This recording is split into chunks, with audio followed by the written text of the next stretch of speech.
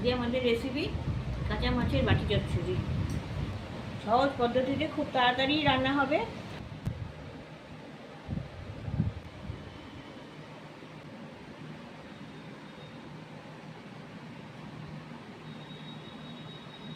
এই কাঁচা মাছের বাটি চচ্চড়ি করার জন্য এখানে 2 পিস পেটি মাছের টুকরো নিয়েছি, আর একটা মুড়ো আছে, নুন হলুদ মাখিয়ে নিচ্ছি। যদি মাছ না থাকে তাহলে শুধু মুড়ো দিয়েও বাটি চচ্চড়িটা করা যেতে পারে। আর মাছটা হতে হবে একটু টাটকা, এটা রুই কাতলা যে কোনো মাছই হতে পারে। নুন হলুদ মাখিয়ে 10 মিনিট রেখে দেবো। কাঁচা মাছের বাটি চচ্চড়িটা করার জন্যে আমি বাটি চচ্চড়িটা প্রথমে বসাবো। তার জন্য একটা বাটি নিয়েছি, এখানে একটা মিডিয়াম সাইজ আলু আছে, একটা পটল আছে, আর একটা ছোটো বেগুন আছে। এগুলো আগে আমি সেদ্ধ করে নিচ্ছি।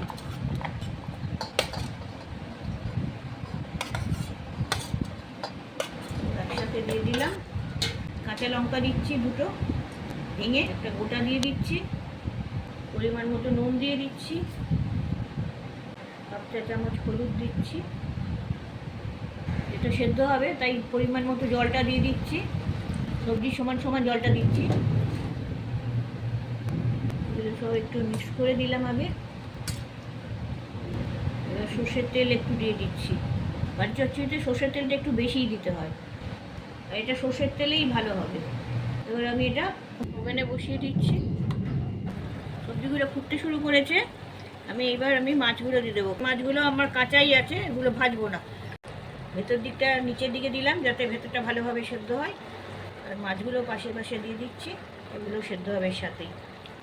মাছ সেদ্ধ হলে সবজির সাথে টেস্টটা ভালো আসবে। এগুলো একটু ঠিক মতনভাবে ভেতর দিকে ঢুকিয়ে দিই, ভালোভাবে সেদ্ধ হবে। তবে ঢাকা দিয়ে দিচ্ছি, ওভেনের আঁচটা আমি কমিয়ে দিচ্ছি।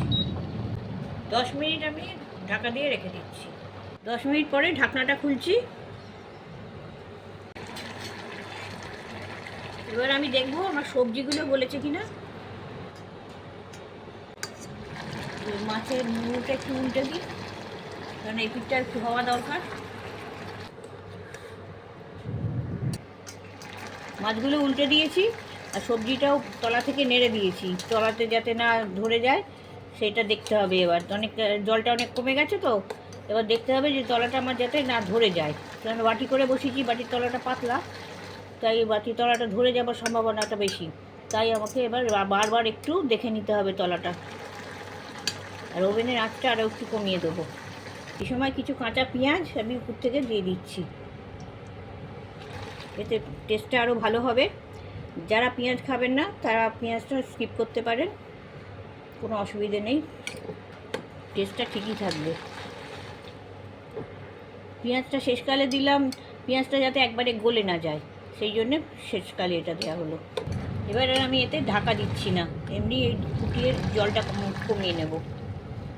জলটা যতক্ষণ না শুকিয়ে যায় ততক্ষণ আমি এটা ফুটিয়ে নেব। 2-3 মিনিট লাগবে তার জন্যে। জলটা একদম কমে গেছে, সামান্য একটু রসা রসা ভাব রয়েছে, ওটা নামিয়ে রাখলে একটু শুকিয়ে যাবে, এটা ঠিক হয়ে যাবে। দেখুন কাঁচা মাছের বাটি চচ্চড়ি কত সুন্দর হয়েছে।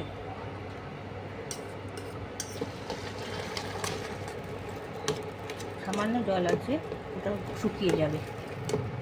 শুকনো ভাতের সাথে খেতে এটা দারুণ লাগবে। আর বেশি ঘাঁটাঘাঁটি করবেন না, তাহলে মুড়োটা ভেঙে যেতে পারে, ভেঙে গিয়ে তরকারির মধ্যে কাঁটা মিশে যেতে পারে। মুড়োটা এইভাবে একবার উল্টে পাল্টে নিলেই সেদ্ধটা ঠিকভাবে হয়ে যাবে। তাই মাছটা বেশি নাড়ানাড়ি করলে এগুলো ভেঙে যেতে পারে। এইভাবে কম আঁচে বাটি চচ্চড়িটা তৈরি করে নিতে পারেন। এবার আমি উপর থেকে আরেকটু সর্ষের তেল দিয়ে দিচ্ছি। আমাদের কাঁচা মাছের বাটি চচ্চড়ি তৈরি হয়ে গেছে।